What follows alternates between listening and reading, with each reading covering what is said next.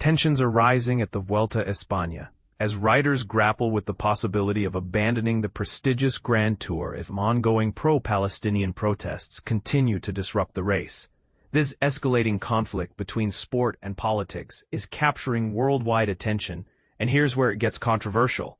The athletes themselves are caught in the middle, unsure whether to prioritize safety or the spirit of competition. Wednesday's 17th stage of the race, which was triumphantly won by Italy's Giulio Pellizzari, concluded without any major disturbances. This calm was largely thanks to authorities who took measures to control the crowd by restricting access to the summit finish line. While a handful of Palestinian flags were visible, no attempts were made to interfere directly with the cyclists, allowing the stage to run smoothly.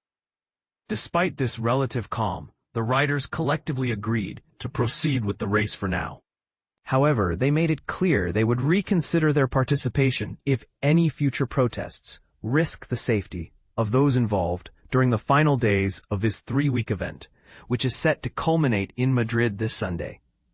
The International Association representing the riders, known as the CPA, confirmed that it was the athletes who initiated a vote on this matter.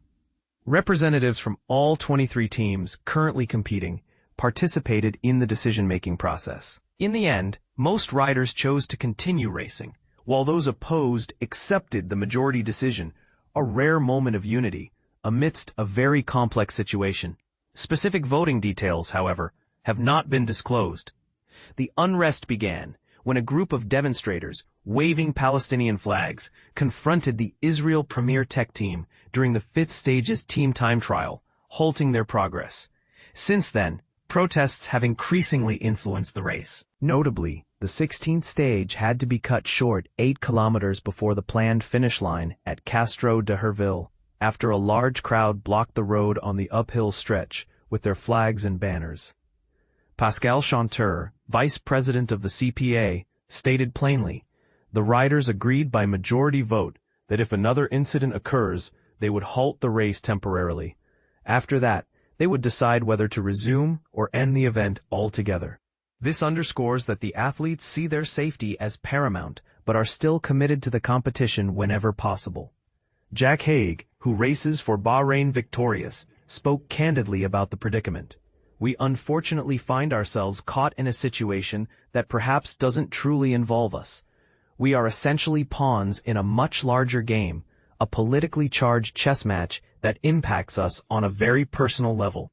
His words highlight the emotional and ethical challenges riders face while trying to remain focused. In response to the protests, Spanish authorities have announced plans to boost security personnel by an additional 1,500 officers over the weekend. They are attempting a delicate balancing act, protecting the safety of everyone involved in the race while respecting citizens' fundamental right to protest. Interior Minister Fernando Grande Marlaska expressed confidence in achieving this balance, emphasizing, "All I ask is that exercising this absolutely legitimate and I would say necessary right to protest does not compromise public safety."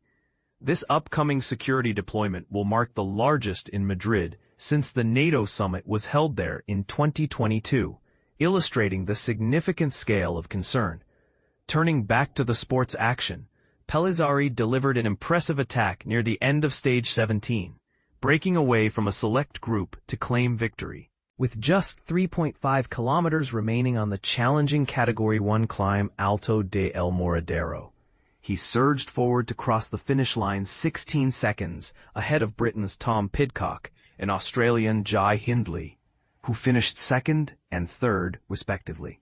Jonas Vingegaard, who continues to wear the coveted red jersey as the overall leader, extended his advantage by 2 seconds over his closest rival, Joao Almeida. Vingegaard now holds a commanding 50-second lead in the general classification, with Pidcock trailing nearly 2.5 minutes behind him.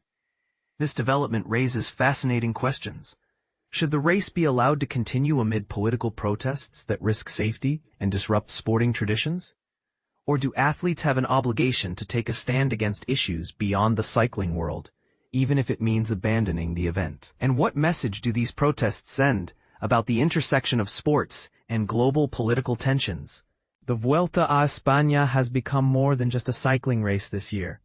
It's a battleground for complex debates about protest, safety, and the role of athletes in political discourse. What do you think? Should the riders resign in protest or push forward despite the challenges? Feel free to share your thoughts and join the conversation below.